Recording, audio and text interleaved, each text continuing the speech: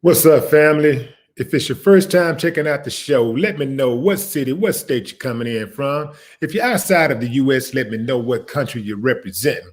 Family, I need you to smash up the likes, smash up the likes, smash up the likes, please.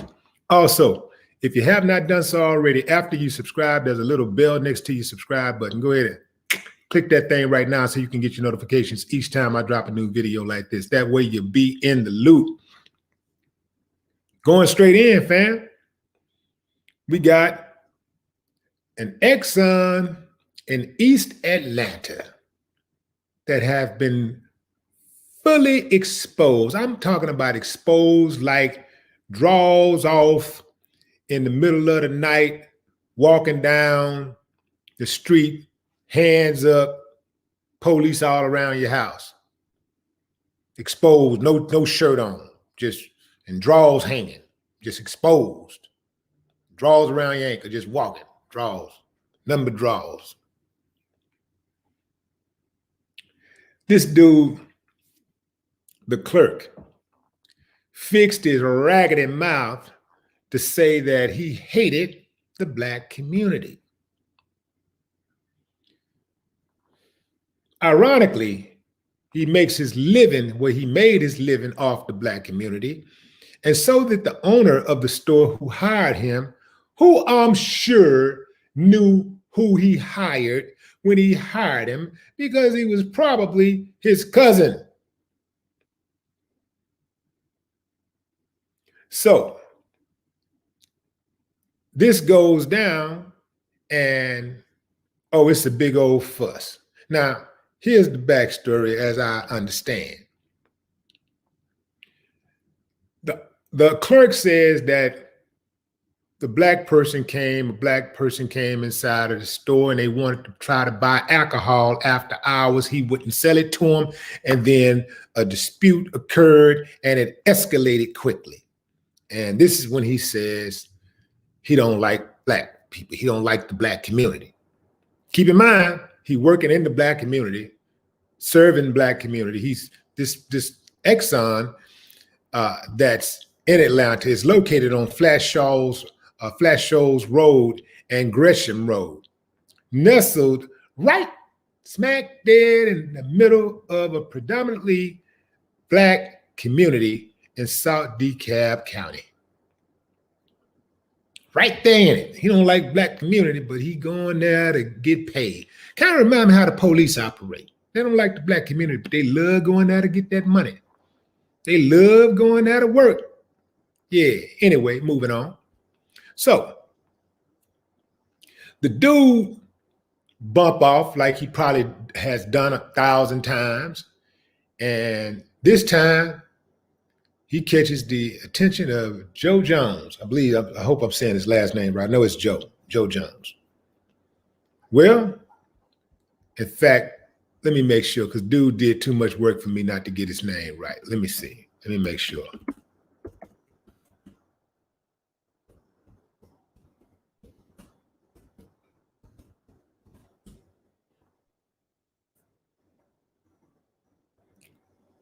Okay, yeah, got it right. Joe Jones.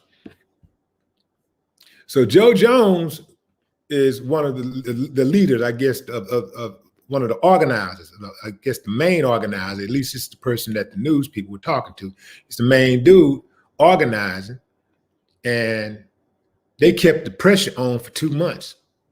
They would not let go. Straight boycott. The owner cried to the news agencies about how he lost 70% of his business during the protest, during the boycott. And he finally decided to sell. He caved in. He decided to sell. He couldn't take the pressure. Where was the pressure? Where did the pressure come from?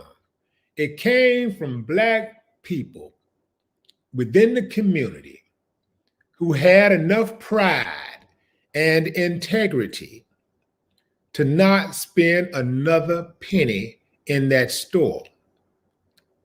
And furthermore, who decided that them alone not spending money at that store was not enough. They wanted to make sure that no unsuspecting Black person in the community or any Black person, period, that may have stopped in that area would give them another penny or a penny for the first time. They took it a step further. Any non-Blacks, we want to make sure nobody spend money here. This is what Public Enemy meant when they said shut them down. Shut them down. If they can't act civilized among the civilized, shut them down. So the owner was like, well, he's going to sue. He's crying. He wants some sympathy. He's going to shut it down. And they said he's shutting it down with giving Joe Jones the option to buy. First of all, I don't believe that. I personally believe he's just going to try to sell it to his brother or his cousin or his uncle, his niece, his grandmama, somebody, one of his friends. And they just go, you know how they do, just move them around, just like they move the police around. They just move them around. So that's what I think is going to happen. So that's why that boycott need to graduate from boycott to conditions, sales conditions. These are the conditions. You want to sell this thing? Oh, we're going to make sure you don't sell it to one of them. You're going to sell it to one of us. Conditions. Fam, you're not wrong to ask for what you want, demand what you want. You know, the Democrats demanded that Kamala Harris became Joe Biden's running mate. They went to Joe Biden and said, this is the deal. This is what we want. Personally, I wanted something else. And I wanted a whole lot more, but they said, this is what we want. And if you want to become president, this is what you're going to have to do. This is the deal. Keep in mind, fam, fair exchange ain't right. When you're going into a situation where you negotiate the deal, you got to be okay with demanding what you want. I got a family member. I ain't gonna say no names because I don't want to put nobody on blast and cause any problems. But I got a family member who just, recently got a big job, big six-figure job, high six-figure. Company recruited him, wanted him bad, but came in on the low ball with the money. I said to that family member, ask for more money. And that person was initially skeptical about asking because they're so grateful just to have a job. And I had to tell that person, if they didn't think that they needed you, they wouldn't have offered you a nickel. They need you just as much as you need them. They need that new talent. They need that blood. They need that. They need you just as much as you need them. If they want to continue to be successful, go to the next level, they need brilliant minds like yours. Ask for more money. That person went to them and asked for more money and got double what they were offering. In business, negotiations is part of the deal. If you go and do business with anybody and they don't allow you to negotiate, if they tell you, oh, well, take it or leave it, if I were you, I'd leave it. I don't care what it is, because that is a precursor for how they're going to treat you down the line. Everything is negotiable, man. Everything is negotiable. I don't care if the needle moves 1/2 an inch. It's negotiable. You're in the music industry, somebody trying to charge you. I mean, you're in the music industry and the label want to offer you 15 points. 15 points sound reasonable for an artist. That's decent. If they offer you 15, ask for 20, settle for 18, 17 and a half. Move the needle. It's always room to negotiate. It's always room to negotiate. Somebody come to your house and they want to do a big job. They want to do your roof, repair your roof, and they give you a quote of 12.5. Bring that quote down. You say, negotiate down to 10, 11, somewhere in that neighborhood. Don't give them 12.5. Every time I buy a car, I don't care what that sticker price say. I don't care how hot the item is. This is my offer. Because I already know what other people are paying for it. I'm going to go in there. I'm going to ask them, how much is that? I'm going to ask them to see that invoice. And I'm going to give them maximum, depending on the vehicle and the availability of the vehicle. I'm going to give them a maximum of $1,000 over invoice, period. I don't care how much the car costs. Because what a lot of people don't understand is that a lot of time you make dealers make money two ways. They make money off sales, sales including your interest rate if you're buying, and they also make money off of volume. Dealerships, the manufacturers pay them based off volume. So I'm going to be a volume sale for you. You're going to make a little money. I give you a little money to go out and eat at Papa Do's and pay a couple, pay a light bill, maybe pay your phone bill or something like that. But you're not finna hit no lick on me. Everything is negotiable. So going back to this Exxon, it's negotiable. Go there and tell them, look, because here go the deal. Nobody's going to buy that Exxon if they're going to come in at a deficit. If they come in there and they know it's problems, as soon as they come into that neighborhood, they're about to be boycotted. Nobody want that. So they're going to be hard pressed to sell that thing to anybody who the community doesn't approve of. Joe Jones keep the pressure on, and all of those people who helped organize and boycotted, held signs, donated funds, gave supplies, provided transportation, whatever, got the word out, shared memes and social media posts. Those people keep the pressure on. They are going to adhere. The owner got to adhere to their demands. So they can tell them, look, no, you're going to have to sell that. You know what? You have to sell that to one of us, one of our business people that are right here. There are black people in Atlanta, a whole lot of black people in Atlanta that are multimillionaires. They got the money. Sell it to one of them. We're going to sell it to somebody that, since you want to talk bad about the black community, you want to clown the black community, say you hate the black community, guess what's going to happen? You're going to have to sell to the black community. And you're going to, if you want to sell, if you want to make the sale, you're going to have to sell it at market value. You try to go up there, then we're not going to buy it, and nobody else is going to buy it. That's how you handle them. Hats off.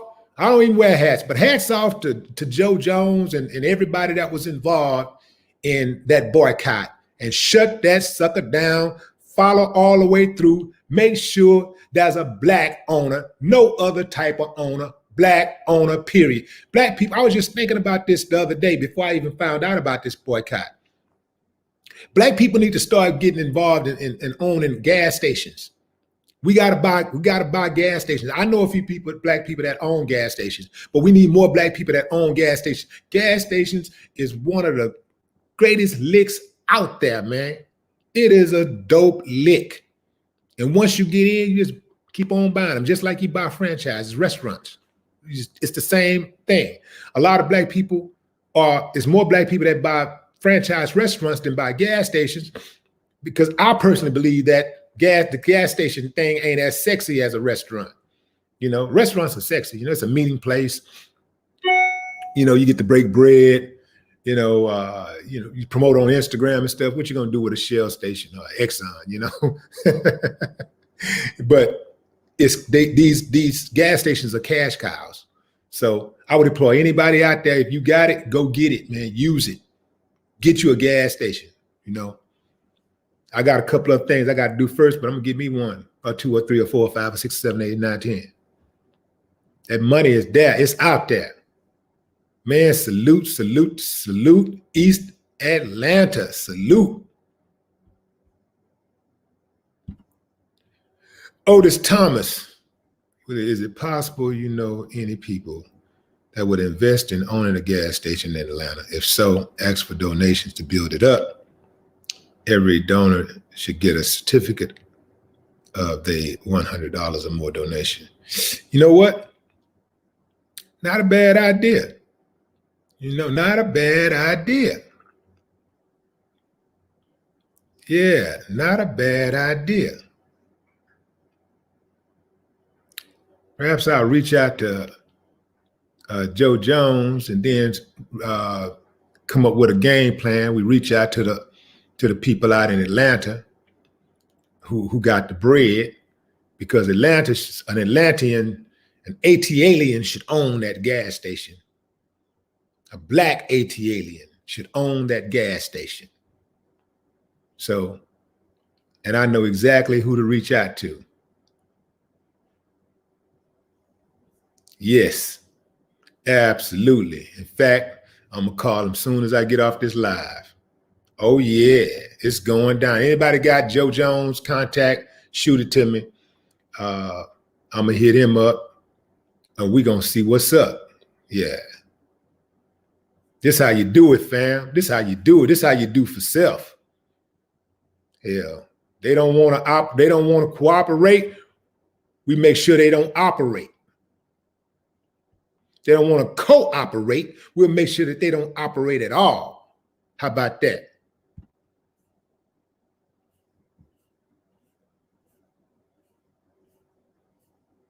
I see Shannon, China White on the moderator duties. What's up, China? Appreciate you showing some love, fam. Keeping the trolls at bay. Why do we want to keep the trolls at bay? Because trolls are hoes. Moving on.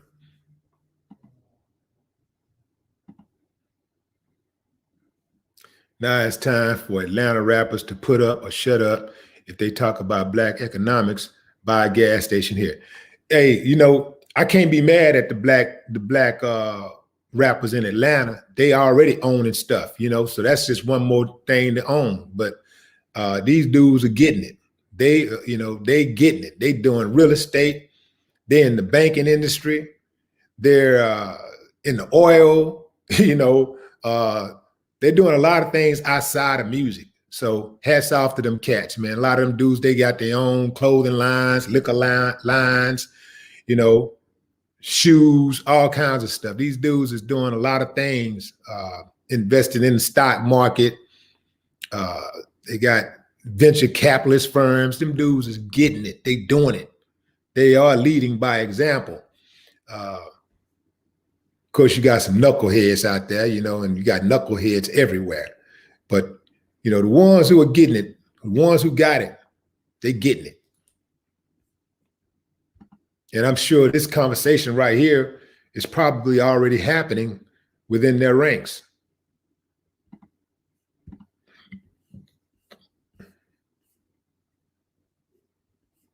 You know, I can't be mad at Atlanta at all. You know, like Atlanta ain't perfect. It ain't perfect. But, you know, them dudes is out there, they getting that paper. And what I also like about it is that just like we try to one up each other getting a house or a car. I'm seeing now that we're trying to one up each other on investments. That's beautiful to me. I love it. That's what we should be doing. That's what a competition, that's the challenge. That's what a challenge should be. Wait a minute, you bought 5 restaurants? Man, I'm gonna buy 10. I'm gonna clown both of y'all. I'm gonna buy 50 of them bad boys. We got people out here with that kind of bread now. We got that kind of money.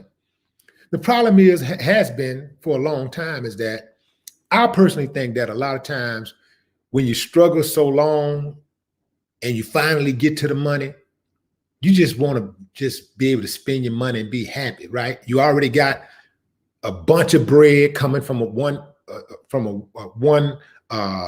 entity or whatever, and you just want to be able to spend your bread and live good, right? And not have any worries. But I don't think as a race, a culture, that we can afford to not create industries and jobs, because nobody is doing it. It's going to do it for us, and everybody else is hiring their own people first, as they should. So we can't expect the government to be our oppressor and our savior at the same time. That don't even make sense. We can't expect corporate America, which is a reflection of the government, to be our oppressor and our savior at the same time. So we have to create our own industries. We have to create our own jobs. And I think that's beautiful. Like, we have to, and I'm starting to see it. I'm starting to see people with some of the Black people who sitting on hundreds of millions or a billion, 2, 3, 4, 5 billion, whatever. I'm starting to see those people create jobs, like going outside of what they make their money doing and actually doing other things that will help other Black people along. Because truth be told, our biggest problem is not uneducated Black people. Our biggest problem ain't even the thugs in the hood. It's the ones who make it out and don't look back. In my opinion, that's our biggest problem. The ones who are educated, the ones who know what's going on, who know how to navigate through society, who see the tricks and things that these people are playing and don't go back and share it with the others. The ones who jump in that car, head to the suburbs, and never look in the rear view, never look back. They just gone. It's them. It's them.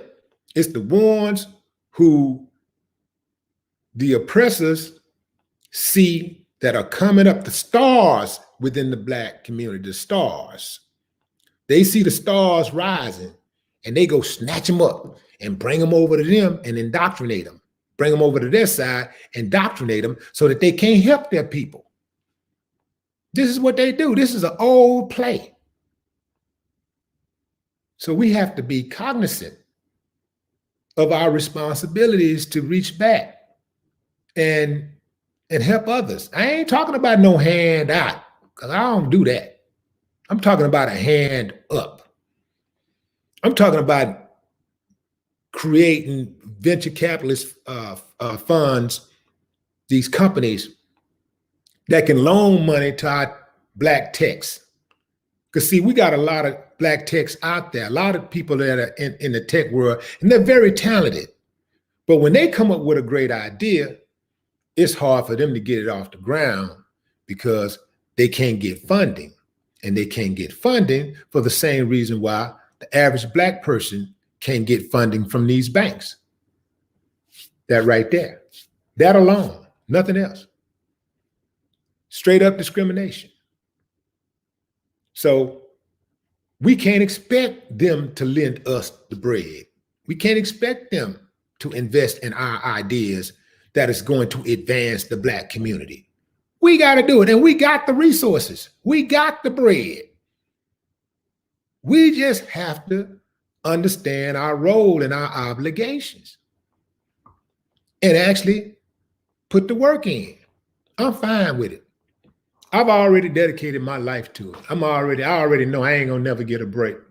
I ain't gonna never get to a point to where I'm just gonna have to be able to just go and retire in Baku or kick it in the Cayman Islands somewhere and just lay back and live and just eat and drink and enjoy myself and do yoga and read and, you know, like every day like that. I already know I ain't never gonna be that way. I don't care how much bread I make. I'm constantly trying to figure out, man, how can I contribute? What can I do to advance our culture? What can I do? I'm constantly asking that question, and I'm constantly doing the things that I know I need to be doing. Going into the comments.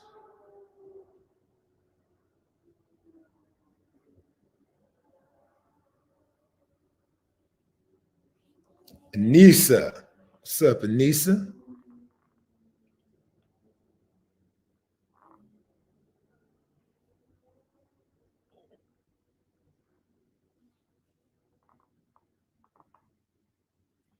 Lisa Phelps, what's up?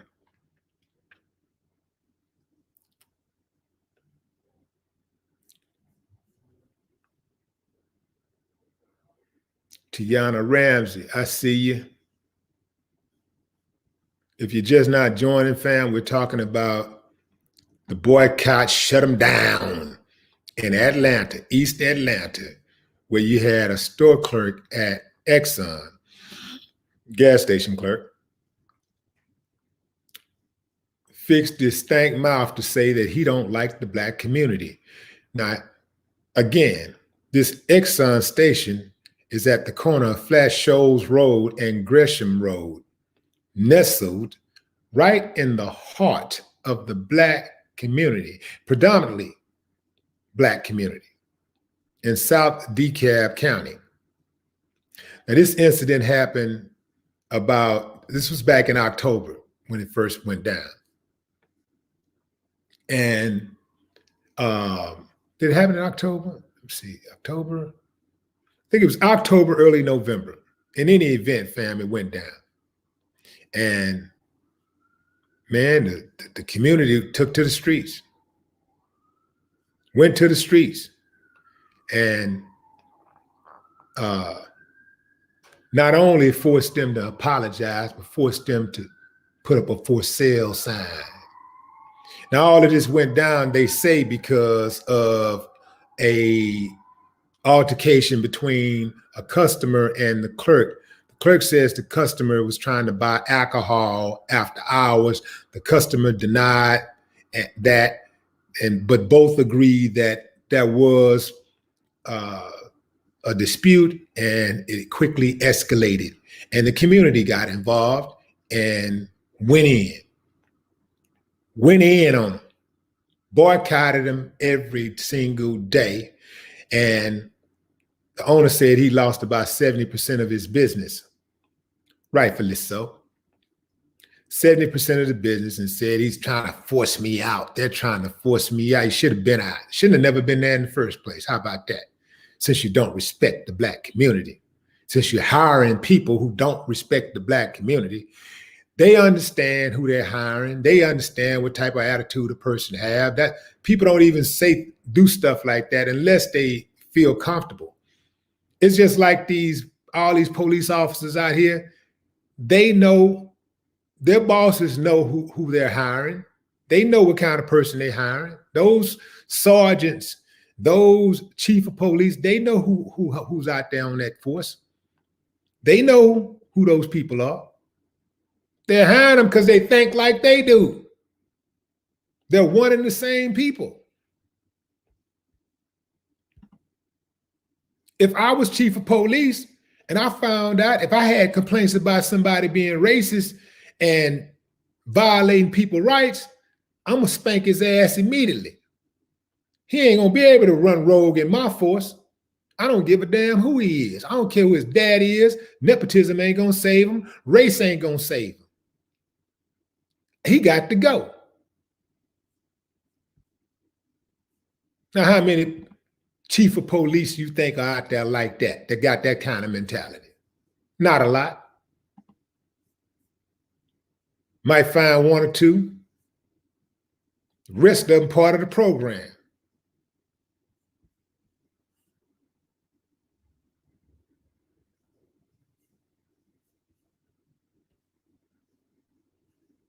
Boy, I wouldn't have no problem getting at him, man. I would go out of my way to rub it in on him when I get him too. I'll be, man. Yeah, Jaworski? Yeah, hey, what's up with you, man? Hey, did you clean out your office yet? Oh, no, what are you talking about, Chief? Yeah, man, yeah, we got this report about you being a racist asshole. Yeah, so we need to get your shit and get out. Yeah, I need you to get out of here immediately. I want you out of here in 30 minutes. After that, I can't be responsible for your help. Yeah, everything, sucker. Beat it. Man, I wouldn't show him no respect, fam. I wouldn't show him no respect.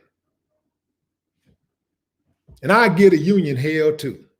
Because see, that's where their protection comes from, the union. But guess who protect the union? Your politicians, Congress. Yeah. Guess who could bust that union up? Congress, if they wanted to. Yeah.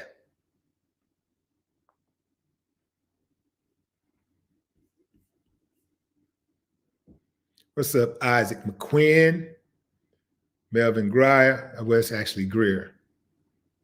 What's up, Melvin? Latoya Young.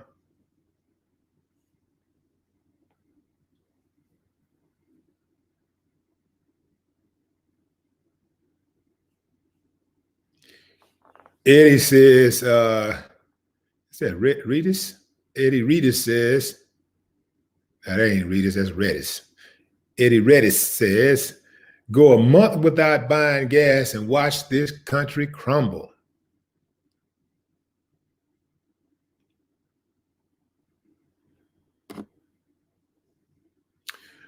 You know, dude tried to sell me a gas station store back in the mid-90s. I passed on it. It was a little store, like right in front of these apartments I used to live in on the north side. And it was a little bitty store, and it had like one of those, you know, those gas pumps where the gas you don't buy. Like if you got a nice car, you don't stop there ever to buy gas. You might put it in a jalopy, you know, you know, you might put it in something like that, but you're not gonna put it in a decent car. It had one of those gas pumps. Actually, it had two of those gas pumps.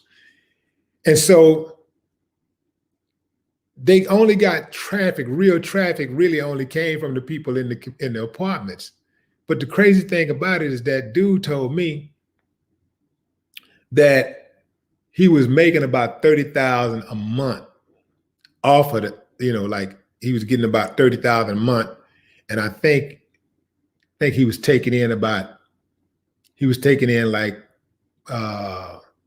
probably like 10,000, something like that.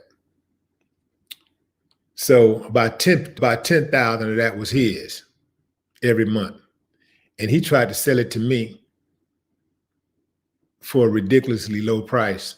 I didn't know anything about gas stations and stuff, corner stores, but I did know. And what he was trying to sell it to me for, I had the money like that. It was nothing. But what he was trying to sell it, the reason why I didn't buy it, because I knew that if I bought the store, I would have to be in there every day. And I ain't working in no convenience store.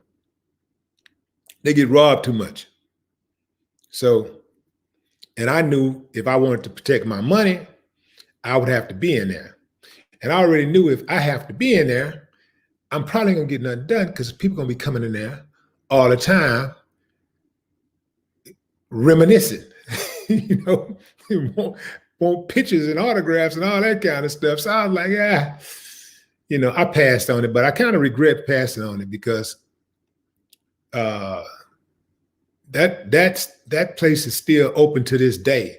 And it's one of those places that is never crowded. It's never more than like 3 or 4 people in the store at one time, but it just gets a steady flow of people every day. You know, you never see more than 2 cars parked, you know, on the parking lot of the gas station store. But like I say, they will kind of just trickle in throughout the day, just trickle in throughout the day, all throughout the day, just trickle in. But I passed on it because I didn't have the patience. You get to be a certain age, then you develop patience. But that's why they say patience is a virtue. If I would have had some patience, man. I also didn't consider what I could have turned that corner store into. Also, I could have really made something with it. But anyway, water under the bridge.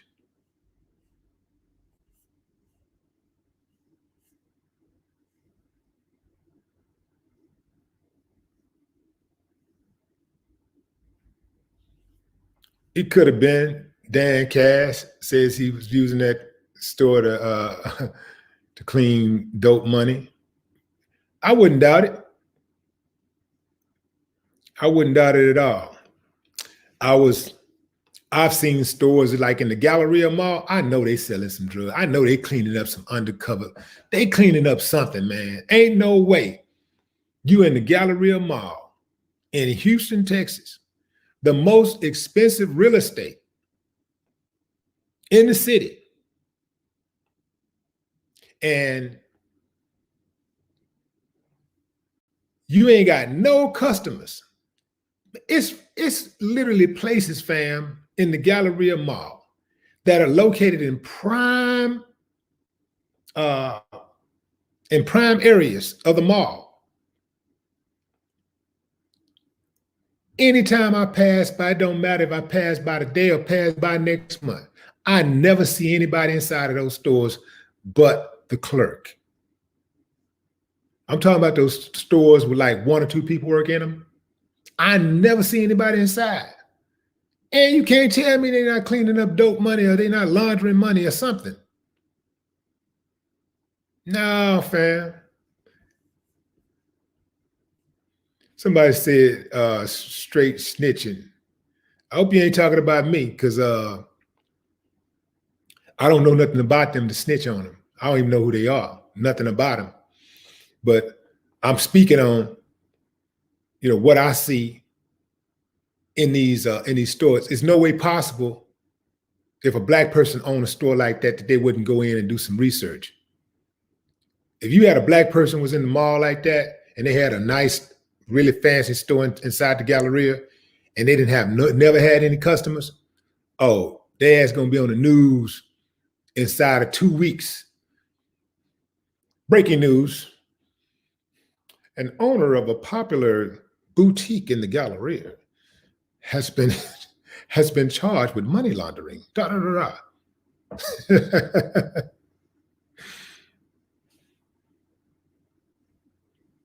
Nah, fam, they clean it up, and I ain't telling the police something they don't know already. If most of those people that are in these type of situations, they already got approval. They already approved. So ain't nothing I say gonna change nothing anyway. Police already know what's up. Everybody's been paid, baby. Get with the program.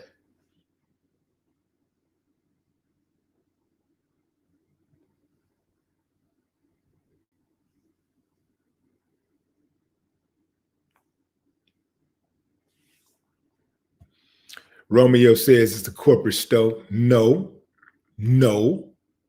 just another store. Some of these stores, they're boutiques. They don't even have a second store. They don't even have a second store. They're just a store with no customers. And they're in the most expensive mall in the city. You can't tell me they're not doing something dirty.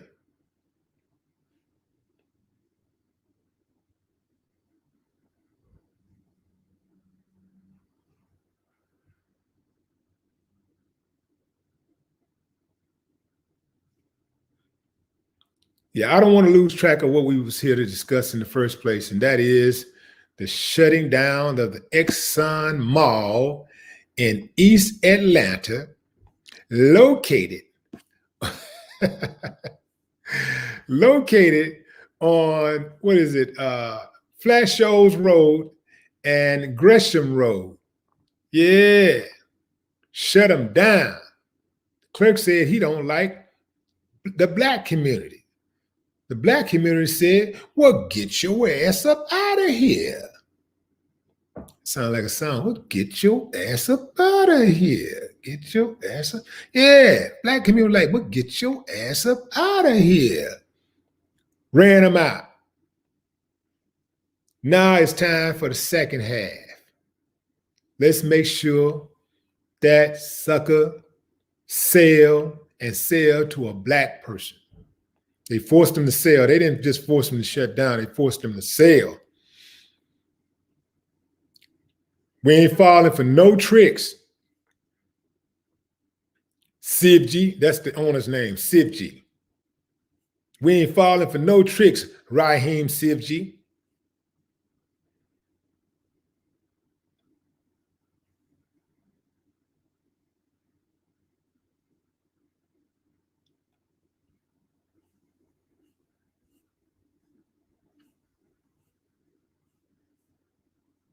Yeah, we got to get rid of them, fam. They ain't got no respect. They got to go. Doing business in the black community is a privilege, not a right. You don't get to come into our community and disrespect our people and think that it's all going to be cool. Think you can just link up with a couple of prominent black people that are in the neighborhood that people do respect, get cool with them, and they're going to provide you some safety. Nah, that's over. We in the information age. We see what's going on. We see that it is a systemic problem. It is rampant, and it needs to be rectified immediately. And that's what's happening. And I love it. Big shout out to the organizer and all of those people who were involved in the boycott, shutting down the Exxon in East Atlanta. We see y'all out here, man. I know we might be a good distance and whatever, and we don't know each other personally, but we got the same lineage and we got the same struggle. So for those who don't know, shit, teach them what to do. Take that, whatever method that you used, take that method and spread it over. Spread it around, spread it to Oklahoma and Texas and New York and Kansas and North Carolina, South Carolina, everywhere. Just spread it. Just keep on spreading it. Everybody get on the same page. Every time we get one, shut them down. But as we shutting them down, we also opening up our own and building our own. We ain't just sitting around waiting on them to get out. We going in. Shut them down. Yes, absolutely, Herbert. Their asses done woke up a sleeping giant. They done woke up a sleeping giant.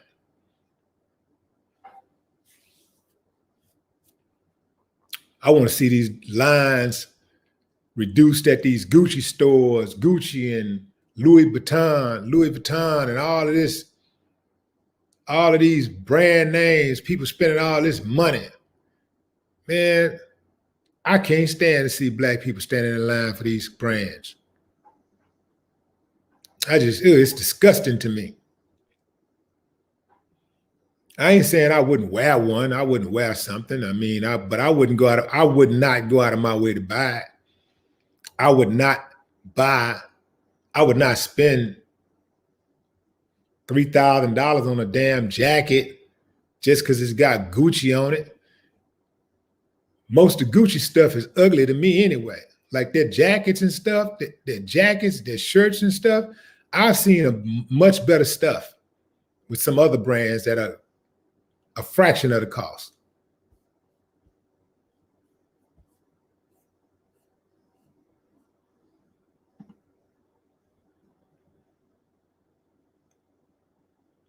Jay Tatum says, what do you think about Vlad TV as far as boycotting? Personal choice. I think we all know, we all know what happened. I mean, Vlad know what it is, and he knows what he needs to do.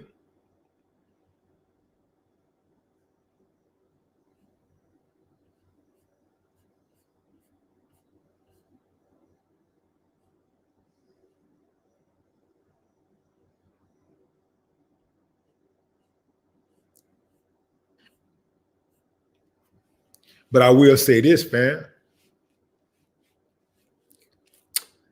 Vlad got what, damn near 5 million subscribers.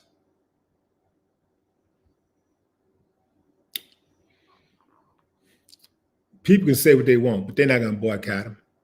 They're not. Like when you got that many subscribers, you done already created the beast. You can't stop it. It's like trying to stop. It's like trying to boycott ABC. ABC, Disney. Everywhere you look, ABC and Disney is there. You can't boycott them. You can try, but your boycott is not going to be really effective. They're so big that even when you try to avoid them, you're going to stumble right up on them. You can not subscribe to ABC, but you're still going to see those videos. They still going to be out there, and you're still going to see the content.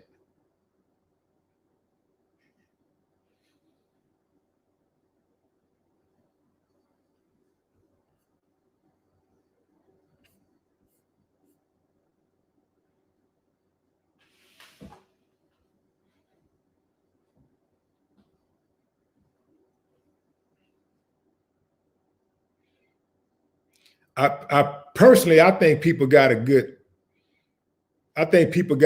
beef with Vlad because of the Minister Farrakhan piece. But if they beefing with Vlad because rappers are going on there incriminating themselves, saying things about that gangster stuff or whatever, that's their fault.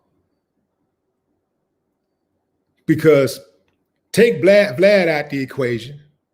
If it's anybody, if they tell anybody any of that stuff, it's going to be the same results. The clip is still going viral. People know who Vlad is.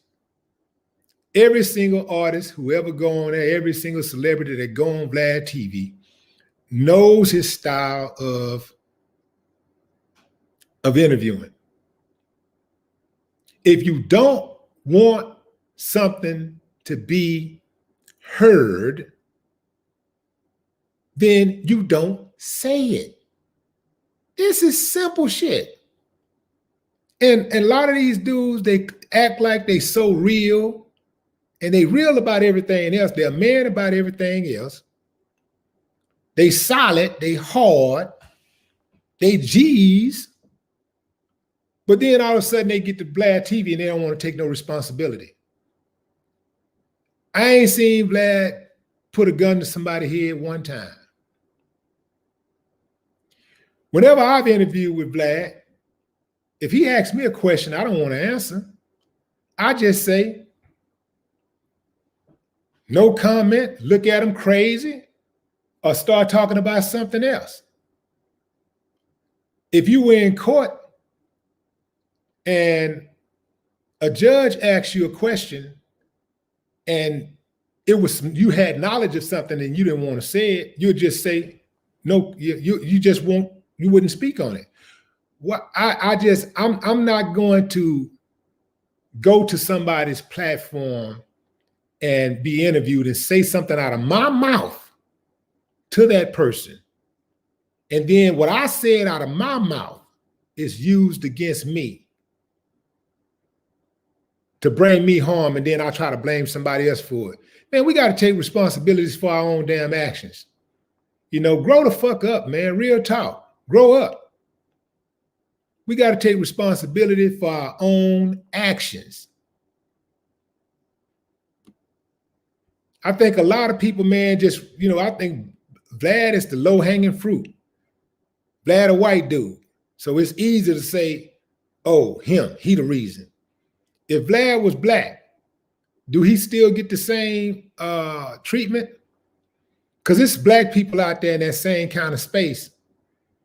And I've seen black people who actually urge on conflict and beef. Their whole hustle is trying to get black people to beef against one another and stuff. They're actually promoting it. You know, they're actually going live and all that kind of stuff. But they don't even, ain't nobody talking about boycotting them. I'm just saying, family, it's the hypocrisy that get me. If you're gonna be that way all the time. Be that way with everybody. Don't just be that way with somebody just because they're white. Be that way all the time.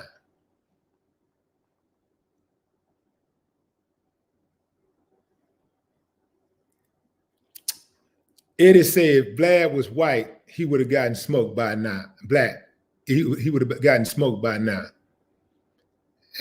Probably so, you know, because, you know, there are black people that will shoot somebody black in a heartbeat. You know, they will kill somebody black in a heartbeat.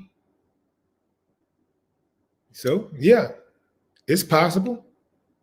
But then again, maybe not.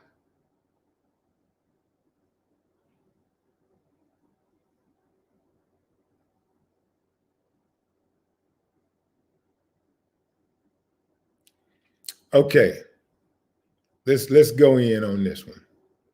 I should have made this a whole show. That's what I should have done, since y'all keep asking. Y'all got a lot to say about it. I should have made a whole show about this. Vlad is like an agent. This was Nisi. Vlad is like an agent. He makes people talk willingly by making people feel comfortable enough to let your guard down. Social media is where everyone spills it. Vlad is another level of that. Fam, again, everybody that go on Vlad knows his style of interviewing. When you get to the part, so have you ever sold drugs? So what happened after that? Okay, you don't want to answer. You don't have to answer. No, I won't answer. I've seen dude interview people, ask the question, and actually say, if you don't want to answer, you don't have to. They want to answer the question. Damn, we got to take responsibility for our own actions. A lot of people who blame Vlad are same people who blame everybody but parents when their kids are out there acting a damn fool. They want to blame somebody else. It starts at home. I think we can all agree to that, right? It starts at home.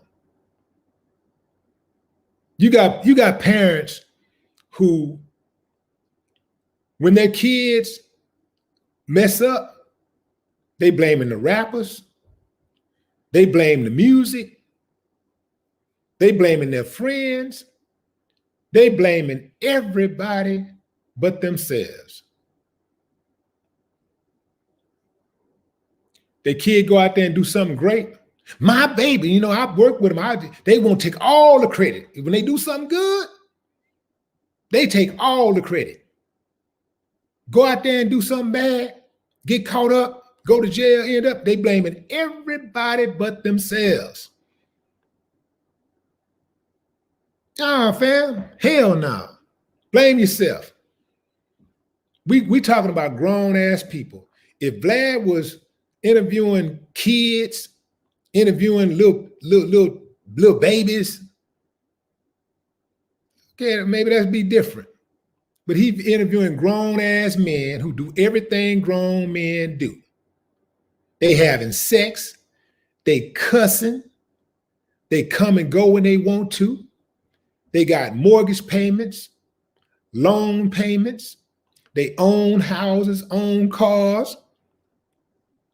They start beefs. They squeeze triggers. Some of them do. Some of them rob, sell dope, or at least robbed and sold dope. They do everything a grown person do except responsibility. I'm not with that, fam. And that ain't got nothing to do with no damn friendship. I'm just not with that shit.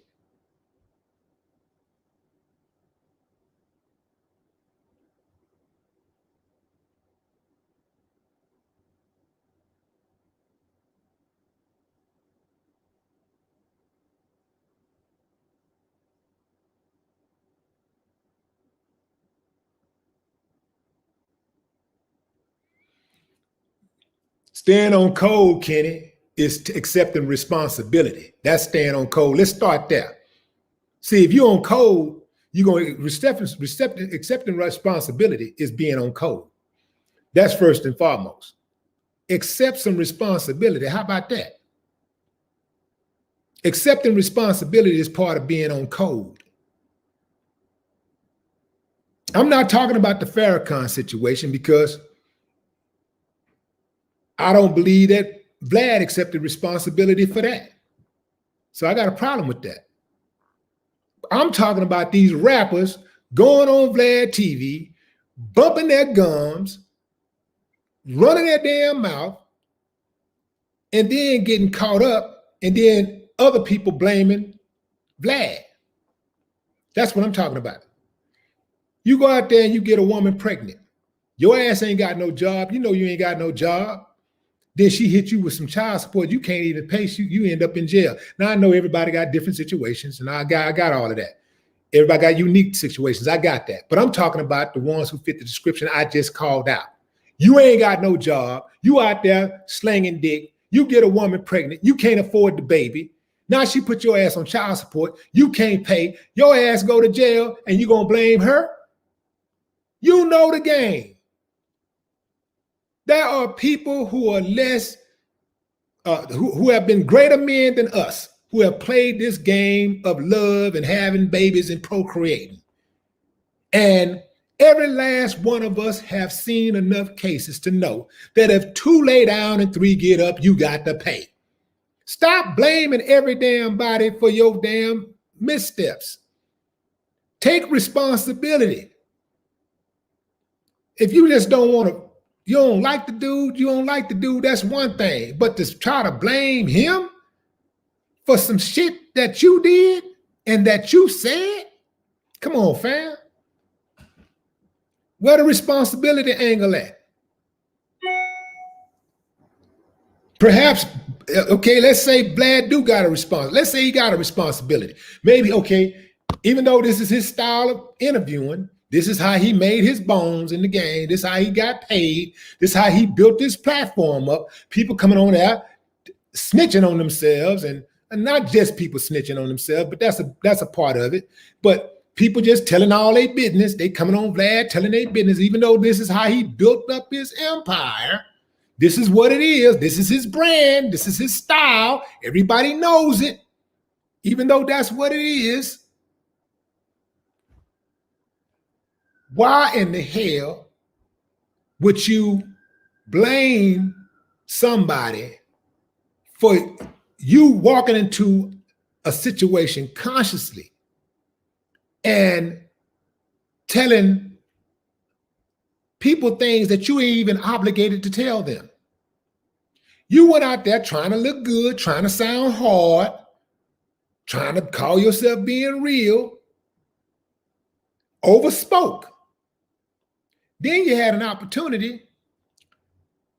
If you did overspeak, you had an opportunity to tell Vlad to edit it. Why didn't you tell him to edit it out? Because you wanted to put it out there like that. You was okay with it. Because if you tell him to edit it out, he would have. I've seen him do it. I know that he's done it for other artists. If you say something, if you accidentally say something, or you're not comfortable with something in the interview, you can go to him and say, "Hey, man, I don't want you to I need you to take that out," and he'll take it out. Come on, fam. Where's the goddamn responsibility on behalf of the artist? The artists just don't get no responsibility. They just the poor, broken artist. They just the person that just got taken advantage of. They don't accept no responsibility at all. Come on, fam.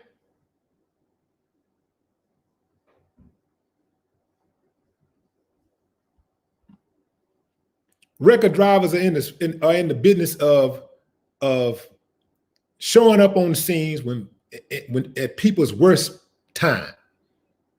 Sometimes it's casualties. People die. Record drivers got to come in there and get that mangled vehicle. He got to get that vehicle that's been squashed. Sometimes people are inside of it. It's messed up that happened to that person, but that's that dude's job. He got to get that vehicle, and he got to get it off the streets. And he got to take it to a pound, and then they got to do the insurance thing and all that kind of stuff. That's part of the job.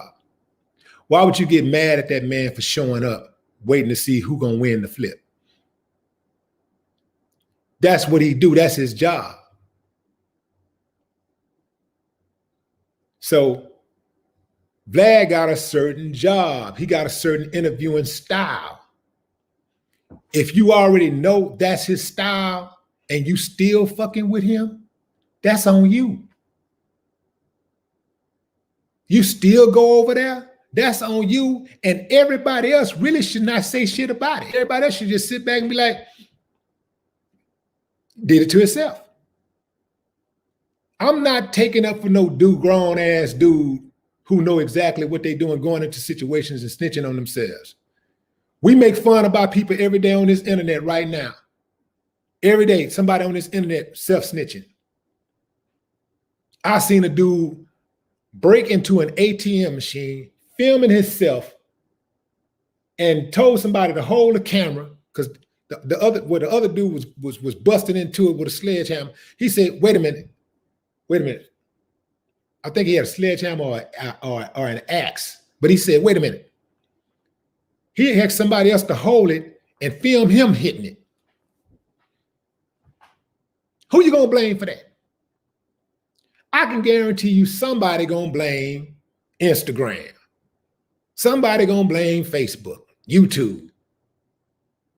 Somebody gonna blame his friend. Somebody gonna blame the police. Oh, they ain't have to give him 10 years for that. They gonna blame everybody but this damn fool who busted the damn ATM machine, who committed a crime on live.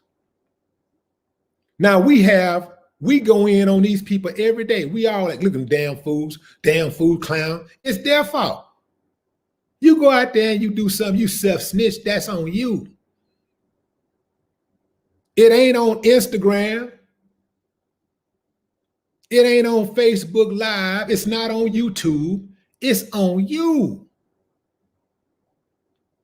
If you do something like that, you better believe we gonna put your ass on blast. You better believe people are gonna share your stupid ass self-snitching. We gonna share it, and we're going to clown your ass. You can't blame us for sharing it. You wanted us to share it. That's why you did it in the first place. You can't blame Vlad for asking the question and putting the interview out there, because you asked the question, or you volunteered the question, or you volunteered the statement because you wanted to put it out there so you can get your likes and your hits up, so you can get your views up. So guess what? Self-conviction comes with self-snitching.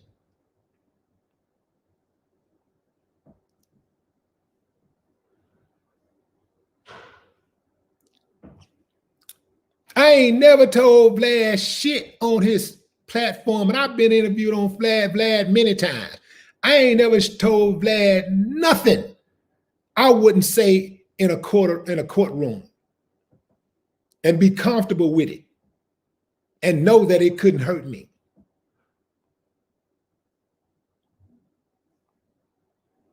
Where's the responsibility, man? We got people right now, we see these kids doing certain things, and we want to take up for their mamas and daddies, absorb them from any kind of responsibility. Mama and daddy, first and foremost, is responsible for those kids, not the community, not society at large. Mama and daddy. But we got people that want to hold these grown ass folks' hands and makes excuses for them and pull this and this, man. You're not helping nobody. You handicapping them when you allow people not to take responsibility.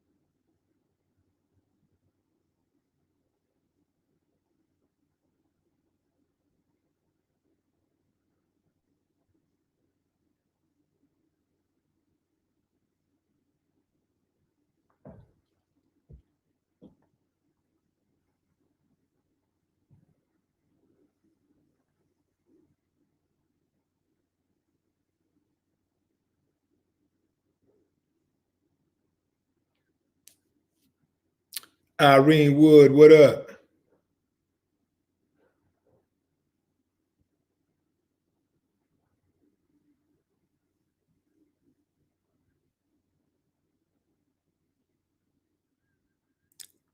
Yeah, absolutely, fam. At the end of the day, man, you out there self-snitching. You can't blame nobody but yourself. When you self-snitch, even if you were being interrogated, if you told the police something, that's on you. How you gonna blame somebody else? How you gonna blame the police? You didn't have to tell them. You felt that pressure and you told. Or you just wanted to tell because that's what you do. You wanted to run your mouth because you run your mouth. That's what you do. You keep on campaigning. Eventually, you're going to get elected. So a lot of these dudes jump on this internet and they like to campaign. They love campaigning. They campaign.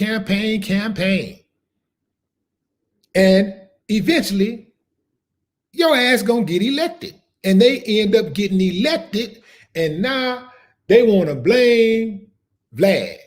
Well, hell, what is Vlad? Is Vlad the campaign manager? No, fam, I'm not with that. And it don't have to be Vlad. It could have been anybody. They could have went on a show and talked to anybody out there. Don't matter what their color is. It doesn't matter what the ethnicity is. They could have talked to anybody. If their asses go get on a platform and self-snitch, that's on them. That ain't on nobody but them. I saw that little dude,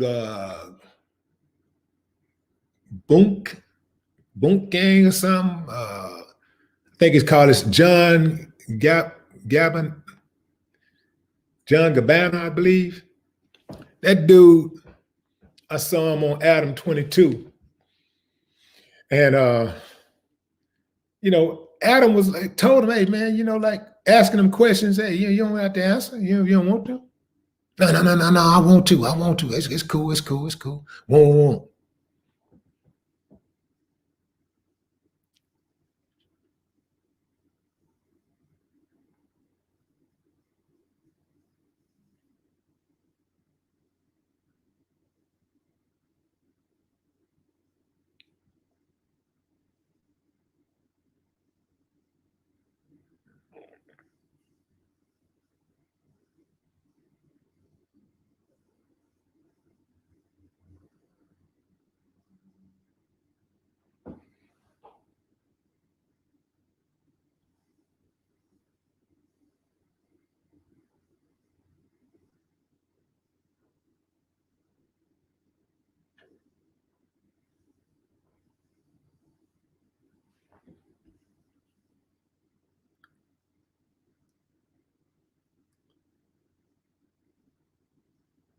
What's up, Willie Ferguson?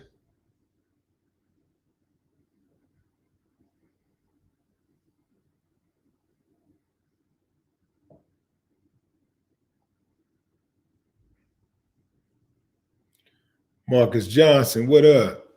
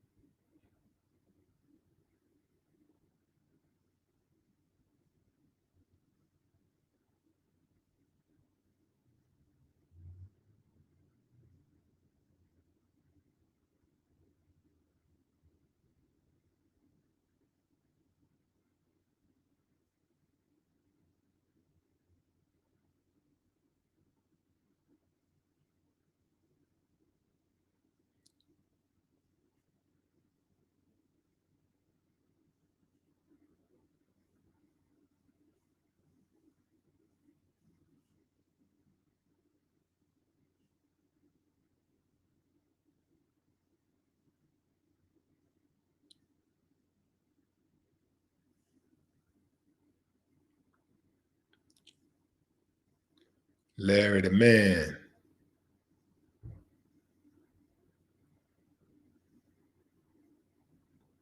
King Judah.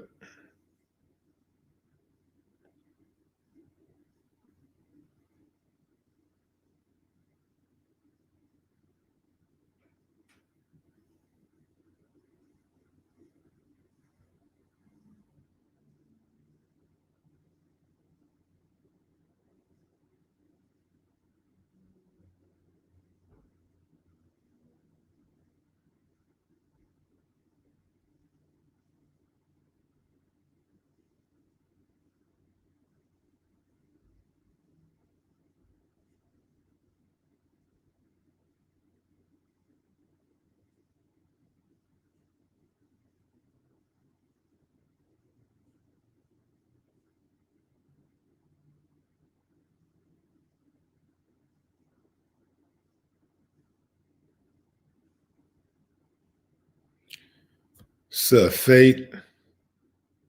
No name.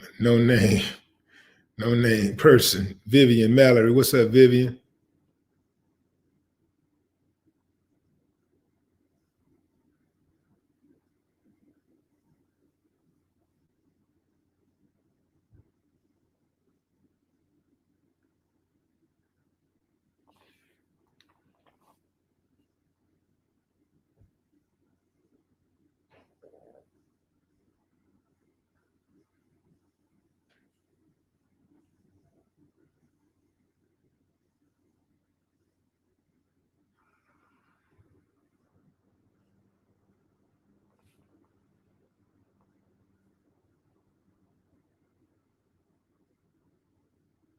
Tammy Flay.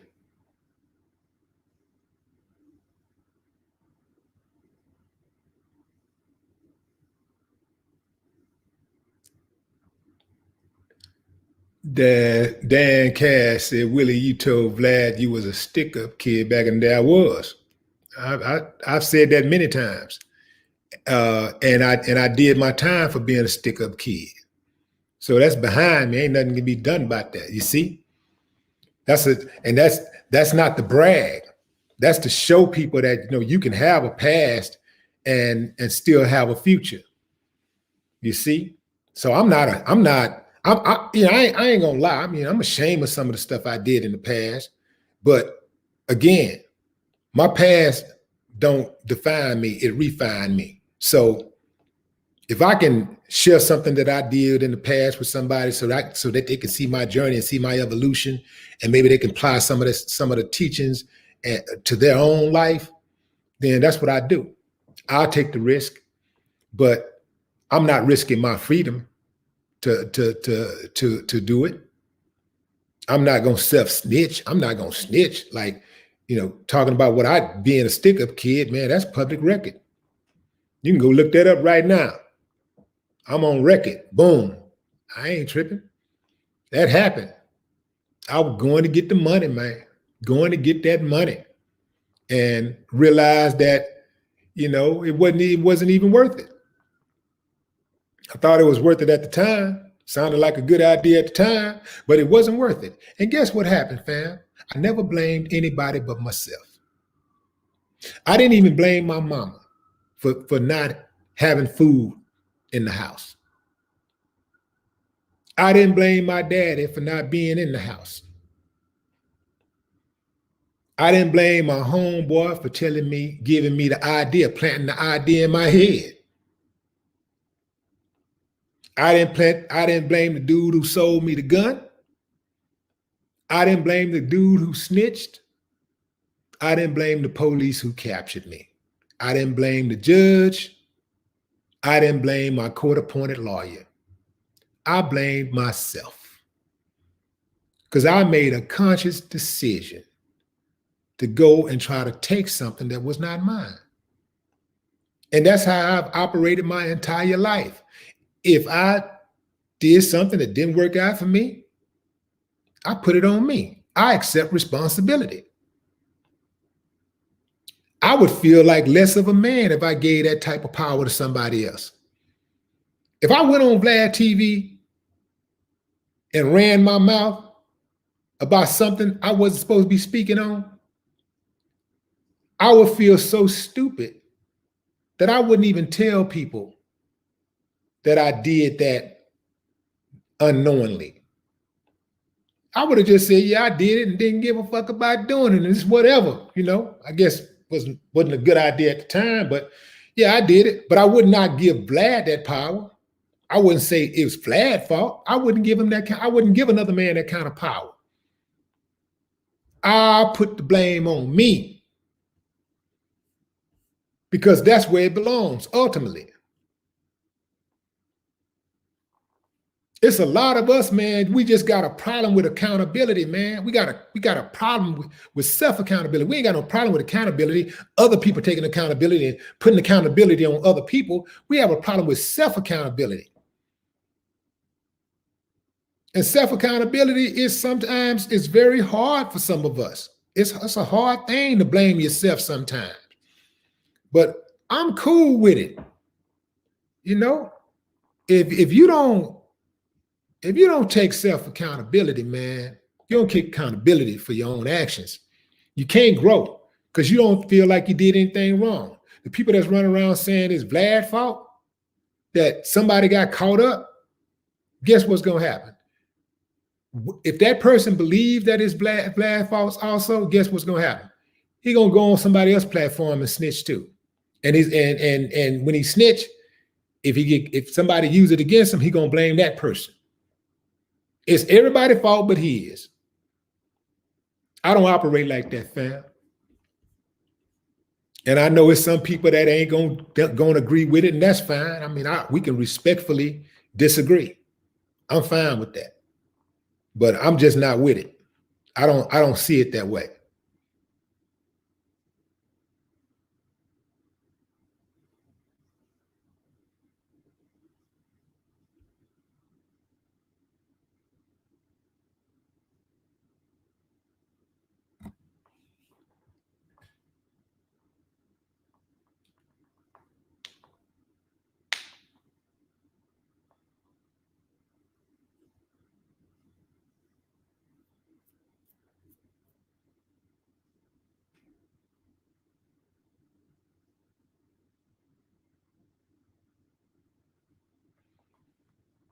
LaShawn Thomas in the building. What up, LaShawn?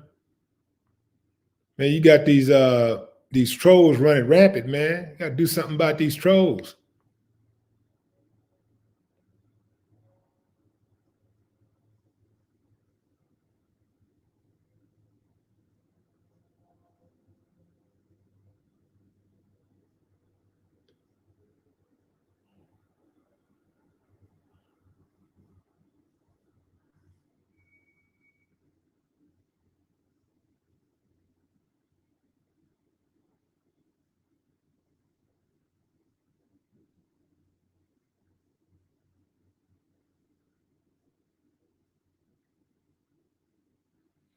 Charlene, what's up? What a girl. Loretta Toombs.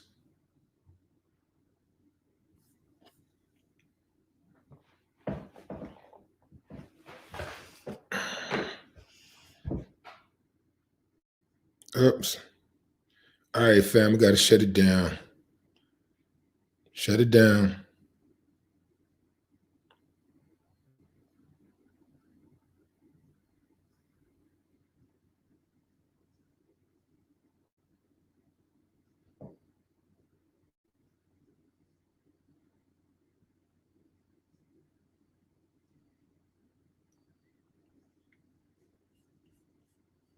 T Weezy, what up?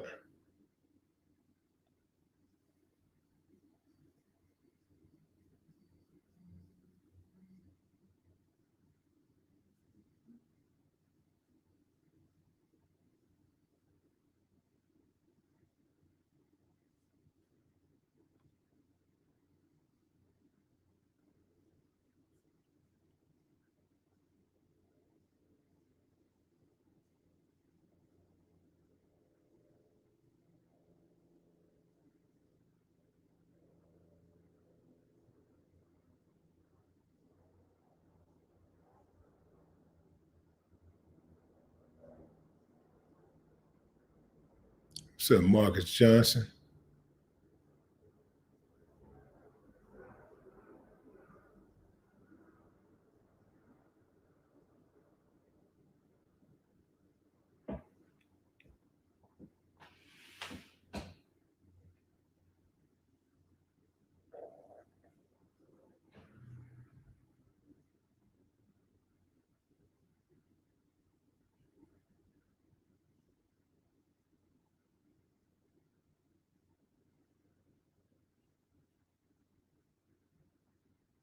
Larry the Man, what up?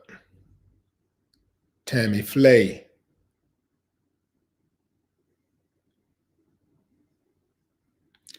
Edward Jabber.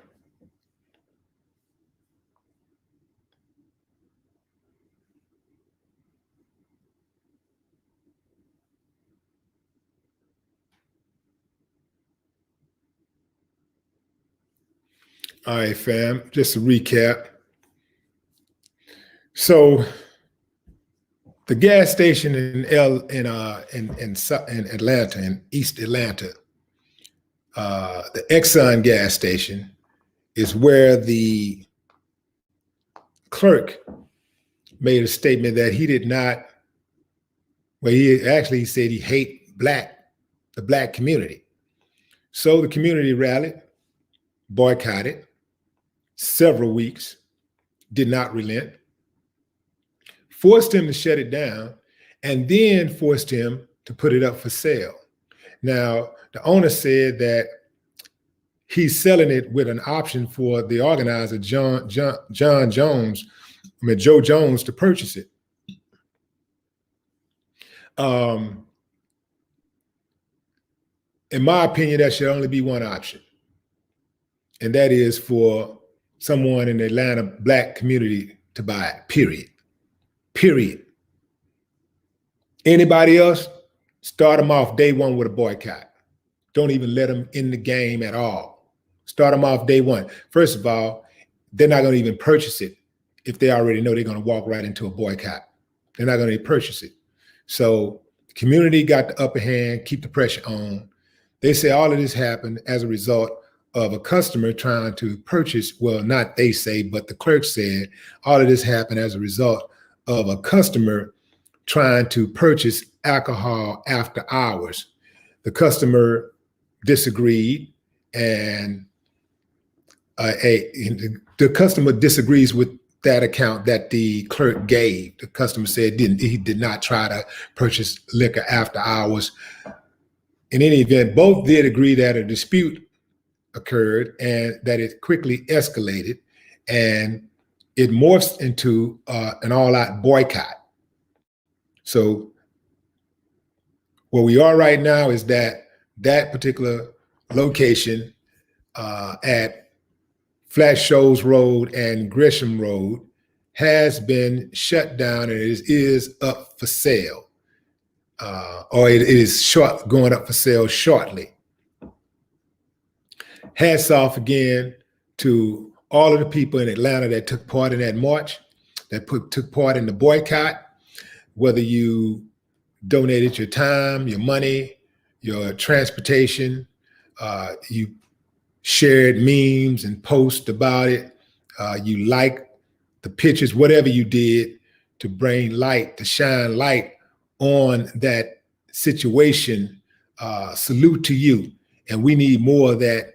This can be actually used as a template to go into other communities, other Black communities, and force people out of our communities who don't respect the people who live there. Till next time, fam. No more talk.